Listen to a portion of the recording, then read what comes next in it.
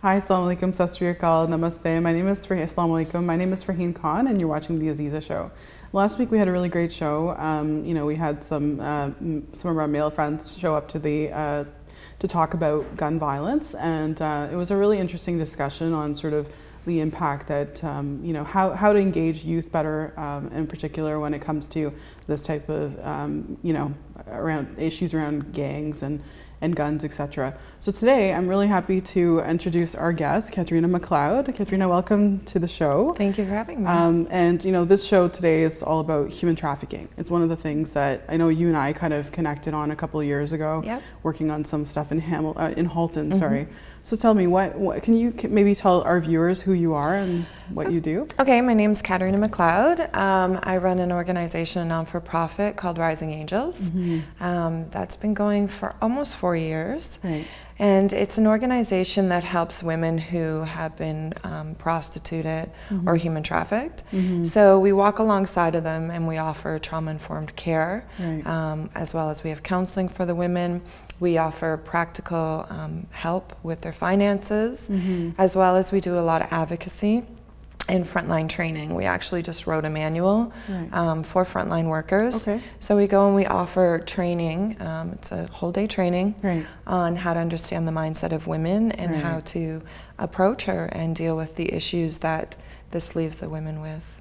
Yeah, I remember just doing a bit of research when I was at in Halton and just hearing some of the stories of the women. It was so heartbreaking to know that women are going through so much, right? Right, and the damage it leaves. Yeah, exactly. The mental illness that comes along with it, Absolutely. and the PTSD is horrific, right? Yeah. So that's where we kind of come in to try to help them Right. be able to deal with their daily lives. Okay, great. And how prevalent is this issue? Oh, it's getting bigger and bigger. Right. I live in Peel, so we see that Peel is one of the largest hubs for human trafficking. And I still talk to people who have no clue that it's happening here. Right. And when you think about human trafficking, you think about it abroad. You think it's bringing women over from other countries. And while that's true, it's our own Canadian homegrown girls that this is Right. happening to. Right. So Then they're quite young, right? average age of entry is 13. That's what. Yeah. Yeah. And by the time they're 18, they're too old, right? Well, yeah, then they're considered an adult. Right. So people aren't looking at what's led them there. There's a misconception when you hear prostitution or human trafficking, you think, these women are there because they choose to be. Even the women who feel that they've made a conscious decision, there's always some underlying issue to what led them to become vulnerable to this to begin with. Yeah, well, I mean, I know we had a couple of weeks ago, we had a show, we were talking about homelessness and sort of invisible homelessness. And one of the guests on the show was a lady named Natalie Kaminsky, and she was talking about how, she'd also been a former sex worker. And one of the things that she said was, poverty was my pimp, right? She was like, that's what I used to say, because she's like, why would I do it otherwise, Right, you know? right. I don't, yeah, and I don't feel that you would, come from a healthy background where there hasn't been trauma and just wake up one day and go, hey, I'm going to do this. Right. I've never met a woman yet that has really made a decision to say, hey, I love what I do and this is what I do. So, our goal is to raise awareness around this and to help the women who are trapped or coming out to get a better life. And when you've personally, you identify as a survivor, right? Right. Can you maybe tell us a little bit about your story? I had been in abusive relationships my whole entire life. I started getting raped at 2 years old. That continued. No worries. That continued for a very long time, over a number of years. And I think that instilled something into me as a child, that I had no voice. And I really thought that men could do what they wanted, and if I didn't comply, that I would just get hurt. So I ended up in a very vulnerable position and ended up with men who were the same as the abusers from the beginning. And I actually went to a women's abuse support group, and I got lured from there. I was 21. Like I said, average age is 13. I was a lot older. I don't think mentally I was, because there had been so much trauma throughout my life and I didn't have good supports at that time. But I thought that I could save money and get away from my abuser, not realizing that this is a really slippery slope, and it's like a slow, I always compare it to a slow cancer, like it eats you and you don't even realize the damage that's done. So I spent 15 years there, and the drug addiction became worse. The violence inside of the industry was bad. I ended up meeting a pimp, and I thought that I would never be that girl, you know. I had been an independent worker, and I ended up coming across a pimp, and I really just was looking for that love and acceptance, and he loved and accepted me, or so I thought. And we had children together, and it just was a downward spiral from there. And it got to a point where I was so suicidal. I was so mentally unstable. I was a horrible, horrible mother. I had become a horrible person. You become so desensitized from people and just from society, because everything is around sex, every single thing in your life. Right. That finally I was offered an out through a client, and I jumped at it, and I took it, and never looked back since. Wow, that's remarkable. Yeah. I mean, I honestly, I've met you so many times. It's just like you inspire me each and every time I meet you. Oh, thank you. I can imagine like how difficult. I can't even imagine how difficult that was to leave that. It's been very hard. Yeah. In the beginning, it is hard because the money is a huge issue, and having to learn how to do all the normal things that I didn't know, like how to budget a bank book, how to dress properly, how to speak properly, because you get a slang, you get a hardness that happens. So, you know, I came out when I was 36 years old, and I just felt really stupid because I didn't know how to do these normal things. And I had a great cheerleader and a great support system and an awesome mentor. And her husband walked alongside of me, and we created Rising Angels. So there is, I mean, I still struggle. There's a lot of mental health issues that I think I'll struggle with for the rest of my life, but it's learning how to live with them. Right. And those are the things that I try to teach the girls, you know. PTSD is huge for us girls, disassociation, bipolar, there's all different kinds of stuff. And I just want for me to give hope to those women that you can live a normal life. It's not going to be easy. Who you were is gone, but you can become something, I think, even stronger and better. So that's actually pretty amazing. I actually wanted to ask you something else. I remember when we were talking about so through Rising Angels, you're actually like supporting women that are coming through the process, right? Yeah. And there's some of them are actually still in it, and they're trying to exit. So So how?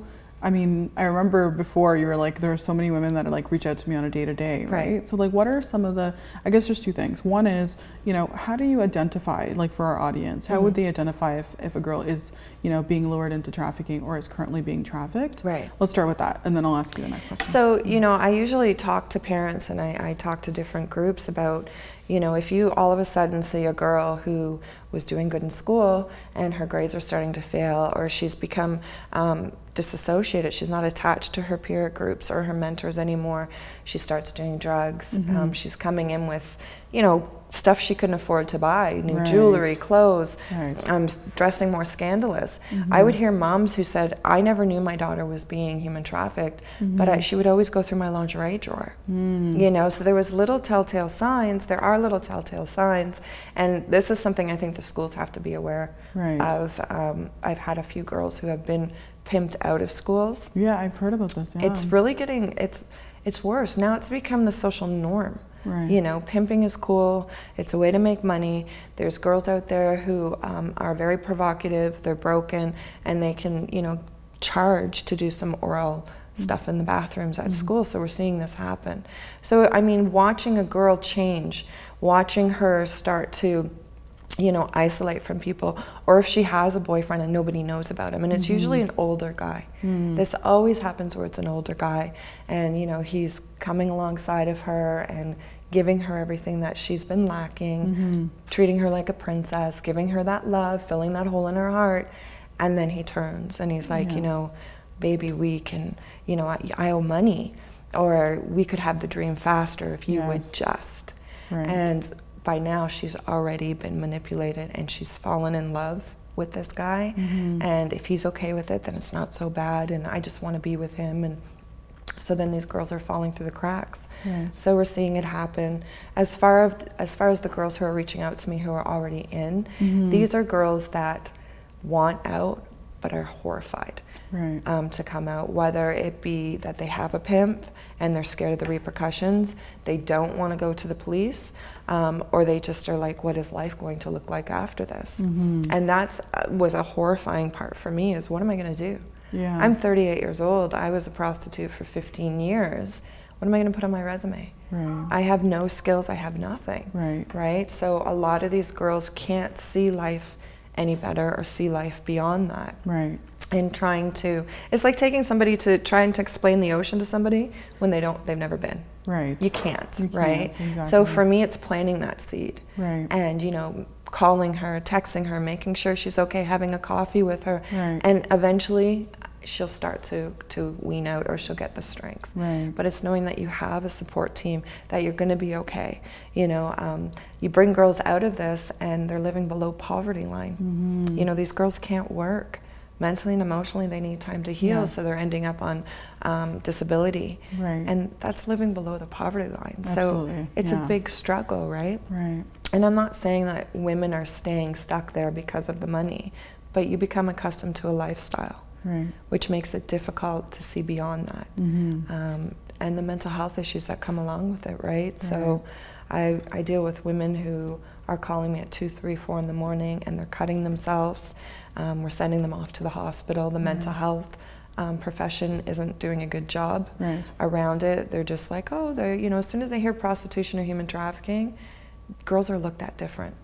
And we had one girl who called me and she was like, I'm going to kill myself. And I said, go to the hospital. She sat for 8 hours and they gave her a card and sent her home.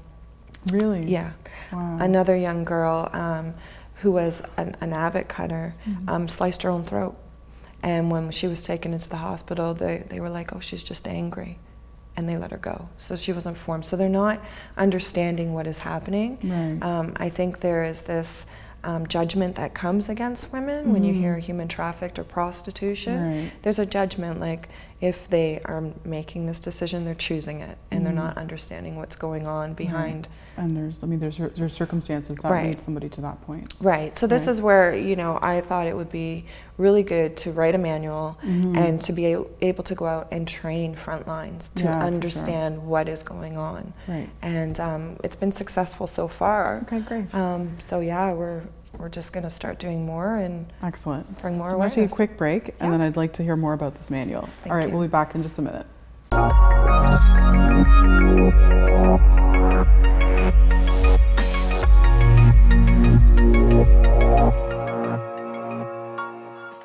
Welcome back. You're watching the AZEEZA show, and I'm here with Katerina McLeod talking about the issue of human trafficking.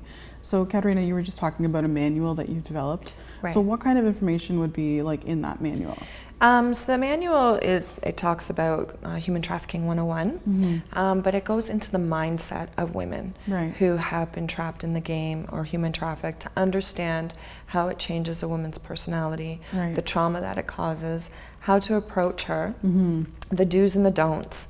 There's a lot of stuff in there for frontline workers of how to just work with these women to get them to a better place, because everything I'm seeing is great, but we see a lot of the same things. Right. And people aren't understanding what's really happened to her and why she doesn't trust you, why she's not just talking to you, why she's apprehensive about everything, and how to build that trust and rapport with her. But we also offer some tips in there for self-care of frontline workers, because I think that's huge. Yes. Burnout is a big thing in this field. I remember that. I remember feeling really sick afterwards, just emotionally so drained.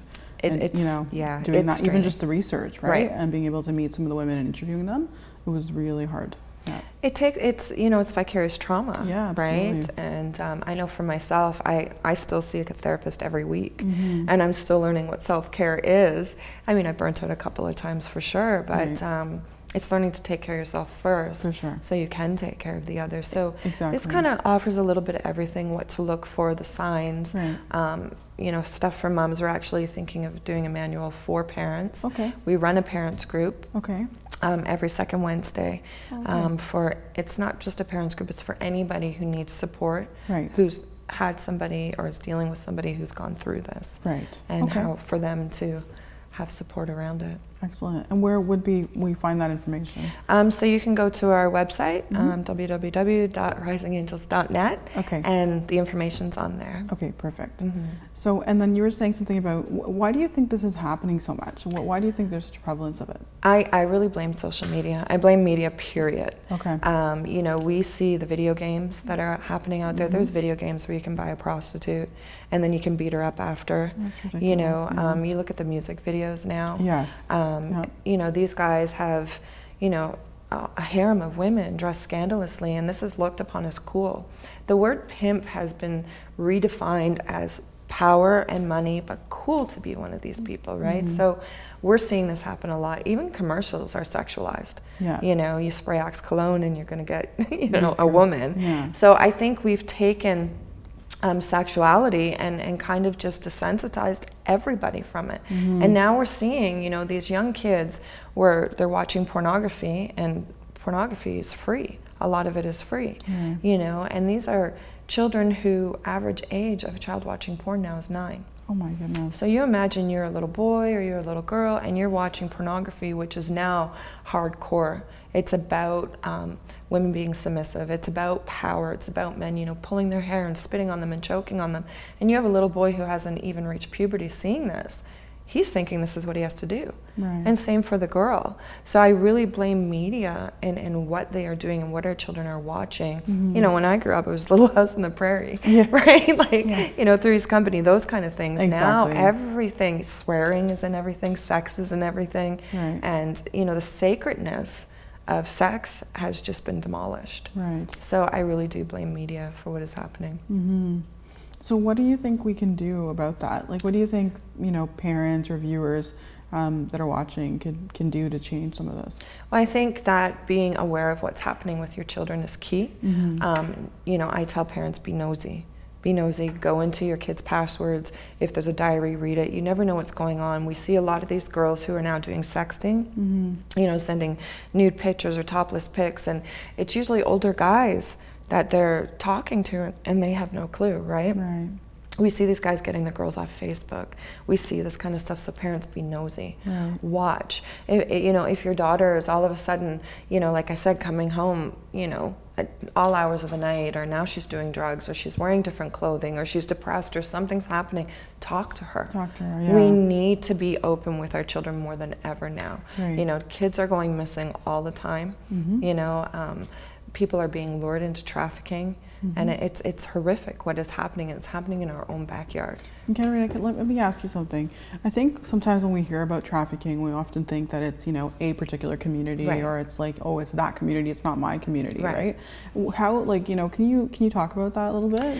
Yeah, I mean, this is happening to everybody. Right. I mean, this is not, you know, something that's just going to happen to a particular community or population. This is happening to everybody, and this is happening to girls who are coming from good families. Right. You know, I work with a couple of moms who are very well off, you know, mom and dad, they're good, and their daughters are getting lured in. So I don't think this is just happening to one specific area. It's not. Right. And everybody is vulnerable to And some this. of the girls are ethnically diverse as well? They are, Okay. definitely. But I think we and can't... also like economically, they're diverse as well. It's not necessarily just somebody who's coming from a poor family. No. Right. No, most definitely not. You know, before there was this kind of... we could see what it was, you know, the broken girl and the girl in the group home and the girl coming from broken families. But now it's not. It's happening to everybody. Right. You know, we had one girl who was actually in college. She had, you know, was living in a dorm doing all of those things, and she got lured.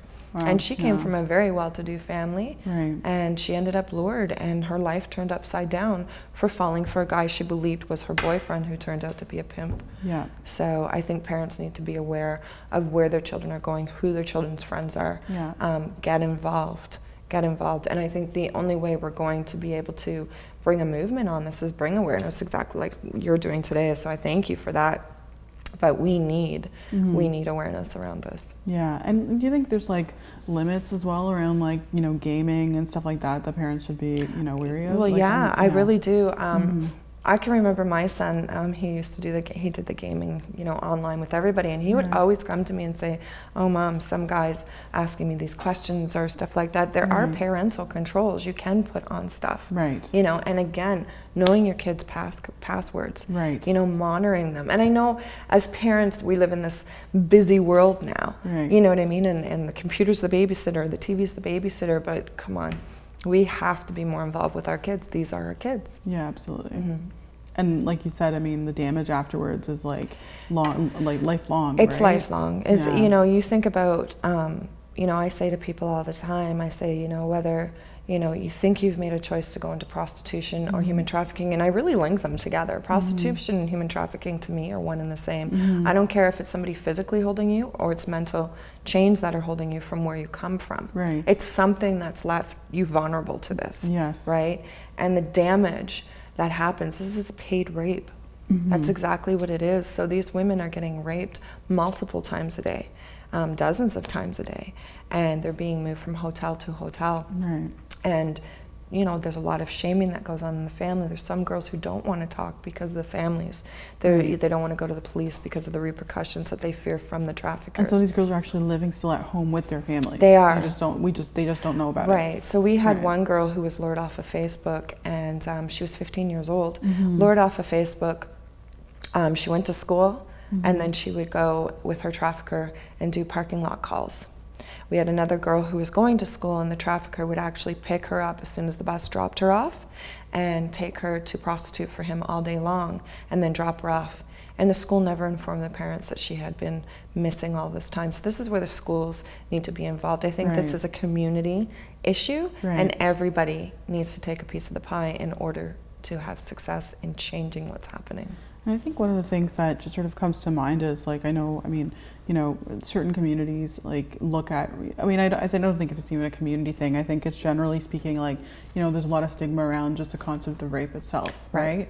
So, you know, if I've seen anyway, there's, you know, when we used to work in the sexual assault center, it was almost like once she had that experience that, you know, families would kind of detach from her, right? Or there'd be so much shame involved that she wouldn't be able to live with her family anymore, that kind of thing. So, you know, if that's just one instance, right? Like, imagine here, there's like this woman who's going through it multiple times all the time, right? The amount of, you know, difficulty she would have to go through to be able to get to that point of healing, right? Yeah, there's a lot, you know, I see a lot of shame happening from a lot of parents, where these girls are involved, but then I see a lot of parents who are very supportive.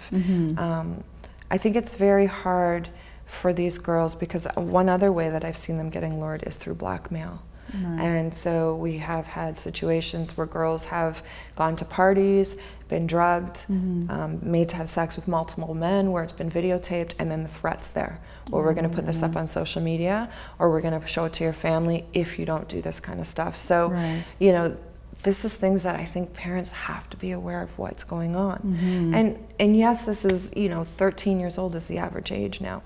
But there are girls, like I said, I was 21 years old when I got lured in. I was very vulnerable. I came from a lot of brokenness. So, you know, I think awareness and education around this and showing the red flags and how to educate and how to do those things are going to be preventative for some women. I remember watching this as part of my research. We were looking at, like, you know, looking at the pimps as well, and some of the work, I mean, some of the discussions that people have had with these pimps afterwards, journalists like Toronto Star and stuff like that. And you know, one of them talking about how, like, it's like when you sell the girl the dream, right? Of the pink house and the white picket fence, you know. What do you think about that? I think that's 100% accurate. You know, these guys are master manipulators who eat, breathe, and sleep how to manipulate and get women. And it is, see, a lot of girls, we all want love. We all want love, and I mean, you've got a guy, an older guy, especially if you're a younger girl who's paying attention to you. You know, you feel special, like, you know, even though what is a 20-year-old going to have in common with a 13 or 14-year-old? Nothing. Nothing, exactly. But when you're 13 and 14, I remember being 13 and 14, you know, and getting attention, it felt good. So when this is happening to these girls, and this is what they're saying, we can be together, we're going to have babies, we're going to get married, you know, the typical Cinderella dream. You know, and it's a facade. It's not happening, but these girls are falling for it. and they're believing it. And even after these guys are saying to them, well, you know, if you would just sleep with a couple of my friends for some money, or if you did this, we could make money faster to get our dream. These girls are so manipulated and brainwashed that they really think it's okay. And then it starts and they end up stuck. And they're moving all across the country, right? They are. I mean, 401 corridor is huge. You're seeing, you know, the girls moving all from hotel to hotel. We just went and we did a training up in Fort Francis, and I couldn't believe, you know, going down Trans-Canada Highway, some of the little seedy hotels that were there. And you know the girls are being moved and, you know, through those hotels. So it's scary. But this is, you know, I can do the work of bringing around the awareness and helping mentor the girls, but we need police, we need mental health, we need children's aid, we need social service workers, we need everybody on board and on the same page to make changes. You know, I've said it before, you know, everybody talks about, oh, collaboration, and I don't see it happening. Very, very few people are collaborating. Philosophically, there's always that divide, right? Of like, you know, are they, you know, victims? Do they have a choice? Are they, you know, supposed to be? You know, and it's very sort of, you know, police-centric, right? It's not necessarily always very survivor-centric. It's not. That's part of the issue. And that's what we try to be. And the organizations that I align myself with, I want them to be for the victim. Because it is about the girl. You know, whether there's an arrest or not, really I don't care. I care about their mental health. Do you have any last minute words for the audience or for women that are watching that might be affected by this issue? I think for the women that are watching, that I want to give hope. You know, I did it and it's possible. And, you know, if you need help, reach out, talk to somebody, contact me. You know, I'm there, I'll talk to you. Even if you're in and you're scared, you're not sure what's happening, it's fine. You know, everything you talk to me about is confidential. That there are other choices. There is help out there to get you out, that you're not alone. And I think that's something that I want women to really understand who are trapped here, is that you can have a life after this. And it's not going to be easy, but it's going to be worth it. Thank you so much for being here, Katerina. This was really great. Thank you. So to our audience, this is a very difficult topic. You know, human trafficking is something that's really happening, and it crosses all communities. It's not just one. So if you hear about it, if you know, start to see signs, please reach out to Katerina and you know, to Rising Angels. There's a lot that can be done. All right, until next week, take care.